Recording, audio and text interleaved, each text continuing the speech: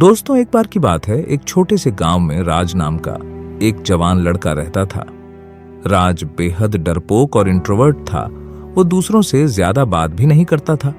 उसे स्कूल में लगातार धमकाया जाता था और वो लोगों की आंखों में देखने से भी डरता था और हमेशा नीचे देख के चलता था।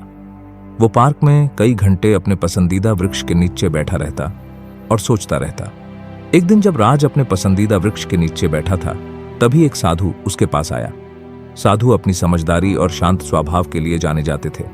वो राज से निकलने वाली रचनात्मक ऊर्जा को महसूस कर सकते थे और उन्होंने राज को एक पाठ पढ़ाने का सोचा।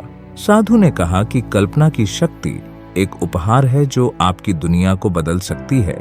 मैं आपको एक कहानी सुनाता हूँ ताकि आप समझ सकें। और इस तरह साधु शुरू हुआ। बहुत समय पहले एक दूर के राज्य में वहां एक बंजर भूमि थी जहां कुछ भी नहीं उगता था। राज्य के लोग निराश थे और उन्होंने अपनी आत्मा खो दी थी।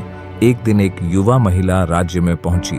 लोगों की हालत को देखकर निराश होने के बजाय उसने अपनी आंखें बंद कर लीं और एक हरे भरे संपन्न बगीचे की कल्पना की। युवती ने सूखी मिट्टी में अपने हाथों से नहीं बल्कि अपनी कल्पना से बीज बोना शुरू किया। उसने देखा कि प्रत्येक बीज एक खूबसूरत फूल के रूप में विकसित हो रहा था और हवा रोज फूलों की मीठी खुशबू से भर रही थी। युवती ने प्यार से अपने काल्पनिक बगीचे की देखभाल की और कुछ चमत्कार होना शुरू हो गया था। जैसे ही युवती ने एक काल्पनिक उद्यान का पोषण करना जारी रखा, राज्य के लोगों को सूक्ष्म परिवर्तन दिखाई देने लगे। असली फूल खिलने लगे और एक बार बंजर भूमि रंगीन स्वर्ग में बदल गई। इस युवा महिला की कल्पना ने बेजान लोगों में जीवन और निराश लोगों में खुशी ला दी थी। साधु रुक गया और राज की आंखें आश्चर्य से चौड़ी हो गईं। राज, कहानी का नैतिक यह है कि कल्पना की शक्ति वास्तविकता को आकार देने की क्षमता रखती है। आपके विचार और सपने सबसे बंजर परिस्थितियों में भी जान फूंकने की क्षमता रखते हैं। अपनी कल्पना को अपनाएं, इसका उपयोग करें, इसे एक अनमोल बगीचे की तरह पोषित करें और देखें कि यह आपकी दुनिया को कैसे बदल देती है। राज साधु की बातों में गहरी सच्चाई को जानकर आश्चर्यचकित हो गया, लेकिन उसके पास एक सवाल था। उसने कहा, साधु, उस युवती का नाम क्या था? साधु मुस्कुराए। उन्होंने राज की ओर देखा और कहा, राज, यह आप पर निर्भर है कि आप उस युवती को एक नाम दें।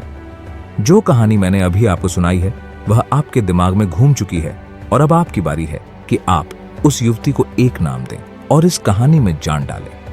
राज असमंजस में था। उसे नहीं पता था कि क्या करना है, लेकिन साधु ने उस पर दबाव डाला और कहा कि युवती का एक नाम बताओ। और अचानक राज ने कहा, मैं उसे आर्या कहूंगा। उत्तर से संतुष्ट साधु आखिरी बार राज पर मुस्कुराए और फिर चले गए। दोस्तों, इस कहानी का उद्देश्य आप सभी को यह समझाना है कि जीवन में बाहर से अंदर की तरफ नहीं बल्कि खुद से बाहरी दुनिया की तरफ जियो। आपके अंदर शक्ति है, इसलिए हमेशा मजबूत रहें और अपनी कल्पना का उपयोग करें। आप जैसा सोचेंगे आपके साथ वैसा ही होगा, इसीलिए हमेशा जीवन में पॉजिटिव रहें। अगर आपको ये वीडियो पसंद आया हो तो लाइक और सब्सक्राइब जरूर करें। मिलते हैं अगली वीडियो में।